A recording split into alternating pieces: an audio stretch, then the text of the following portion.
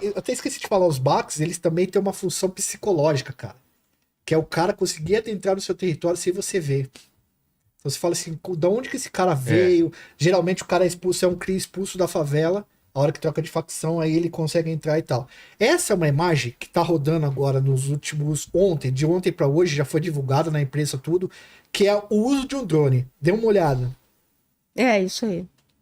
Foi no Parque de Madureira. Isso é um Isso. drone? Ou é Não, câmera de ó, segurança? Veja só, isso. Isso é câmera de segurança, Ah, tá. mas eles estão usando um drone. Aí você... É que eu acho que não tem o áudio, não tá saindo, deve estar saindo. Teria pras pessoas. ocorrido isso, pelo que a gente viu pelas redes sociais, tá? Olha lá. só, de que teria passado um drone, mas isso a gente ainda está sendo verificado, um drone que jogava granada, que deve ter errado, né? Porque aí é o Parque de Madureira, uma área de lazer do Rio de Janeiro, e que as crianças estavam brincando. Aí, de repente, teria passado um drone. A gente não tem ainda essa informação precisa, porque é rede social, Claro. né? Então tem que ser checado isso. E de que jogou uma granada. Isso está acontecendo em algumas favelas. A gente sabe, tem acontecido. Mas não com tanta frequência. Mas quando viu isso, nós vimos isso hoje, ontem para hoje, a gente até se assustou, né? Será que realmente aconteceu isso? E uma informação importante é que nos meios de comunicação entre eles, nos stories e tal, já roda essa guerra de informação, que é o seguinte, fulano jogou bomba de drone, jogou a granada naquele local ali, porque não sabe mexer com o drone e tal. Então, a gente faz essa verificação, vai estar fazendo essa verificação como jornalista, mas tudo que tem sido comentado dentro desse meio da guerra é que jogaram uma granada com um drone nesse...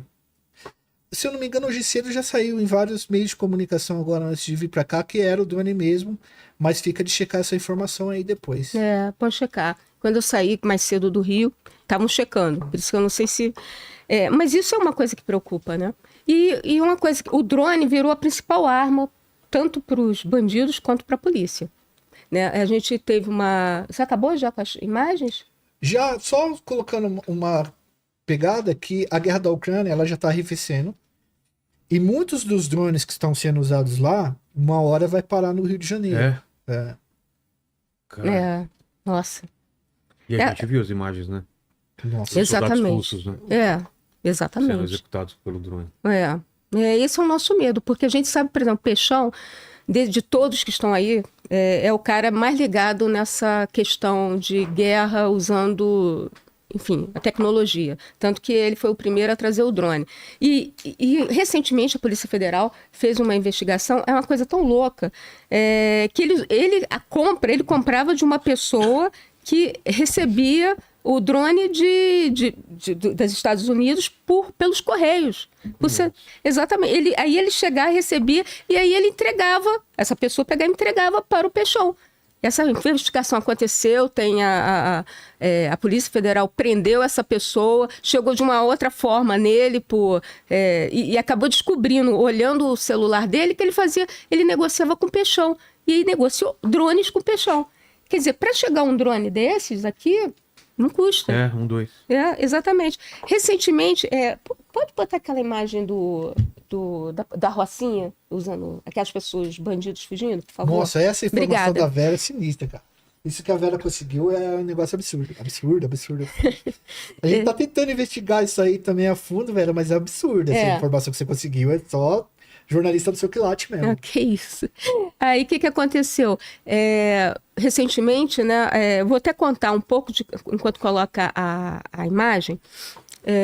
Na Rocinha houve uma grande operação, no último sábado do mês, salvo engano, dia 31, né? 31 de maio. E é uma operação que foi o GAECO, Grupo de Atuação Especializado no Combate ao Crime Organizado do Ceará, que pediu ajuda ao GAECO daqui do Rio de Janeiro por conta de traficantes cearenses. Houve uma guerra fazendo intercâmbio com o Comando Vermelho do Ceará com o Comando Vermelho do Rio de Janeiro. Olha a que ponto nós chegamos, né? Hoje em dia o Comando Vermelho, assim como o PCC, né, tem suas filiais em todos os estados. enquanto o PCC é de São Paulo, tem filiais em todos os estados, né, que é a base em São Paulo. No Rio de Janeiro, CV, né, tem sua base lá e passou a ter suas filiais em todos os estados. E por conta disso, o Johnny Bravo, que é o traficante de... O chefe lá da Rocinha, né? O chefe da Rocinha, porque é o seguinte, lá no Rio de Janeiro a gente tem, como o Joel falou, a parte do Complexo do Alemão é a parte onde se vende mais drogas, a parte mais, digamos assim... Estoque, né? Estoque. Agora, a Rocinha é o principal entreposto do tráfico, porque é onde vende mais, está encravada na Zona Sul. E ela E é gigante também, gigante. né? O lucro ali é impressionante. E qualquer pessoa chega na Rocinha. Enfim, gringo, vende lá dentro da própria comunidade, para a Zona Sul toda, enfim. E aí, só que o Johnny Bravo, que é o chefe do tráfico de lá, decidiu não só trabalhar com tráfico, também com práticas de milícia, como transporte urbano, venda de gás, gatonete, exploração de TV. Ele também passou num estalo, a usar a Rocinha como hospedagem, abrigar traficantes de outros estados, como Ceará, Goiás, Pará, São Paulo, enfim. E nisso, o GAECO do Ceará conseguiu algumas informações e tem até um informante, né, uma pessoa que fez uma delação premiada, falando que os principais cabeças do Ceará estavam na Rocinha. E com isso, com essa conversa, com essa colaboração entre os dois GAECos, o GAECO do Rio de Janeiro pediu, obviamente, também auxílio à Secretaria de Segurança do Rio e à Polícia Militar, à Secretaria de Polícia Militar do Rio, e resolveram fazer essa operação no dia 31 de maio. Nessa operação, uma imagem, e os próprios investigadores ficaram assim,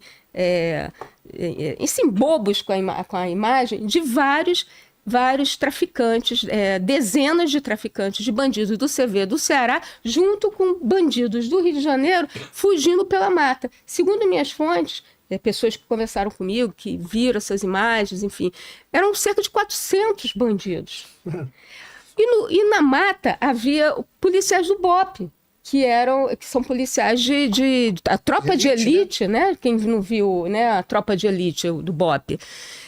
Só que eram poucos diante de tamanha massa de pessoas, de traficantes armados, que inclusive eles são tão ágeis, parece que não são, né? Porque na imagem você vê, parece que eles andam, mas é que eles estão andando ali, tipo uma fila indiana, porque são dezenas ao mesmo tempo, e óbvio que tem um cria, né? O tal cria da favela. Que é quem dirige, quem leva os caras, né? Que leva os caras, exatamente. Aí leva os caras porque ali na Mata da Rocinha é a Floresta da Tijuca. Então tem trilhas, assim, centenárias ali.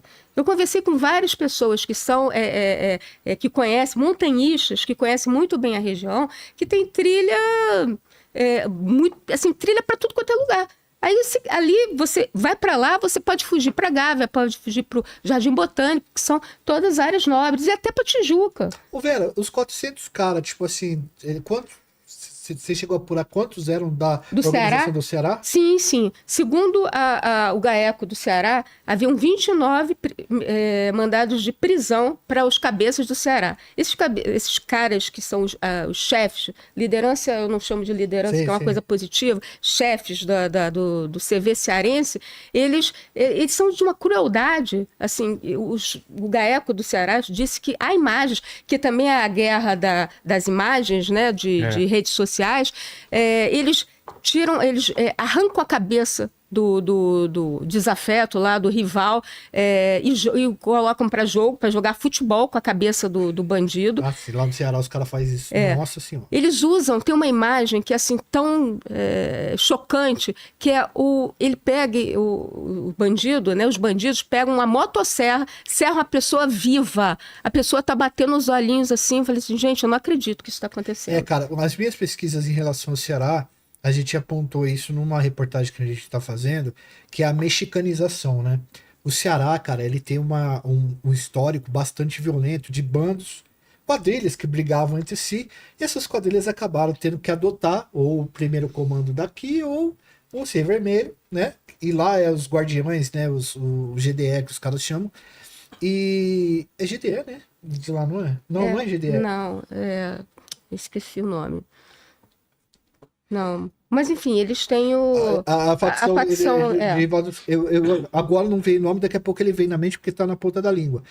E eles são muito violentos lá. Violentos ao estilo mexicano mesmo. Tá? Porque tem um conceito na segurança pública, nos estudos, que a gente chama de mexicanização. Que é um fenômeno que acontece quando as organizações criminosas estão em guerra, que geralmente você usa o corpo como símbolo de destruição para passar um exemplo de o quanto você é violento. Então você chega no México, por exemplo, num estado igual Sinaloa, ou você chega em Jalisco. Você chega lá e se acontecer alguma coisa, os corpos estão pendurados, tem cabeça, tá sangrando como se fosse exatamente. Derretem o cara na frente de todo mundo pra ver, corta o cara como medieval. Exatamente, é medieval, isso que eu ia falar. É uma coisa para ficar de exemplo. Olha, esse cara traiu, esse cara é X9, é alcaguete, esse cara é bandido. No caso, é o rival dele, né? Que ele faz aquilo para chamar atenção, para servir de exemplo, ó. Para você não me trair. Olha o que eu faço para quem me trai, entendeu? Então ele coloca lá, fica empalado. No México eles pregam o cara na cruz, tira as pernas assustador. do cara, a cabeça e bota o cara pendurado numa cruz no meio da cidade, cara. Então, assim, é uma violência gráfica que o Ceará tem reproduzido nessas questões e a gente viu isso, né, Vera? E aí, eu li a matéria, e aí, logicamente, que eu vou perguntar pra você que tem muito mais descritivo isso. Mas os caras usavam uma mansão como quartel-general para ordenar essas mortes. Exatamente. O que aconteceu? Na verdade, eles estavam trabalhando em home office. Olha que doideira. Nossa senhora. É bandido, né? Enfim, eles já tinham feito... Eles estavam todos sendo procurados lá no Ceará. E, inclusive, também eles usam... eles ganham muito dinheiro. Hoje em dia todo mundo fica... venda de drogas. Sim, mas eles ganham muito dinheiro com internet, com TV a cabo. E eles estavam dominando, fazendo a sua... comandando seus negócios. Só que como eles estavam sendo muito procurados, a polícia do Ceará estava muito aguerrida atrás deles, tentando capturá-los, eles começaram a vir para o Rio de Janeiro. Né? Até tem aquela... desculpa, né, de que foi por causa da DPF que os bandidos, que a polícia não estava mais subindo o morro, mas na verdade a DPF ela não impedia que as operações acontecessem. Na verdade tinha que comunicar, né, e tinha que ser bem estruturada, o uso do helicóptero também tinha que ser avisado. Mas enfim. Então eles começaram, o Johnny Bravo, como eu falei, começou a vislumbrar uma forma de ganhar mais dinheiro, de ter mais lucro, e começou a oferecer a sua hospedagem. O que era a sua hospedagem? Eles começaram a construir mansões, os bandidos, os principais, os dois bandidos principais, né, que era o 12 era o 02 e o outro era o ZM, o Zé Mário.